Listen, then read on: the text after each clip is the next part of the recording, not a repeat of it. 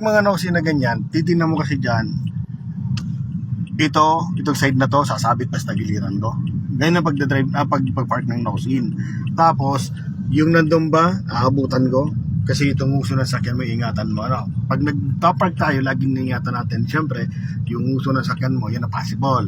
Tapos, yung side ng sakyan mo, possible na sumabit sa mga tagiliran. So, dito naman, medyo malapad yung distansya mo dito sa blue na to, dito sa iyon, sa compass, ano. So, pwede mo nang ikutin manibela mo dito. Sagad mo nang manibela mo. Okay. Yan. Okay, di patakbo yung siyang konti. Go. Good. Nakakita mo? Ayan, o. Pag napapansin mo medyo sumisikip ka na dito, parang lumalapit ang katawan ng sakyan mo dito, doon ka mag-a-adjust. Papag sumisikip na. Stop mo na.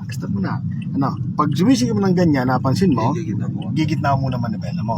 O, hanapin mo yung gitna. Gitna na ba yan? Check mo, ha. Okay, pag gumitna na yan, itong side mirror mo, hintay mo tumapat sa kanyang puwitan. Ayan, tapat na. O, pag dapat na yan, ikot ka naman dito naman manibela mo. Ano? Diyan mo titimplahin kung eksakto ka na. Kahit isagad mo na ang pwede na dito, sagad mo na manibela. Huwag mo gagaling manibela mo, hanggang hindi pumapantay. Yan, pantay na. O, gitna mo na manibela mo, 1 and 2. O, pantay na yan. Nakapark ka na ng nose in.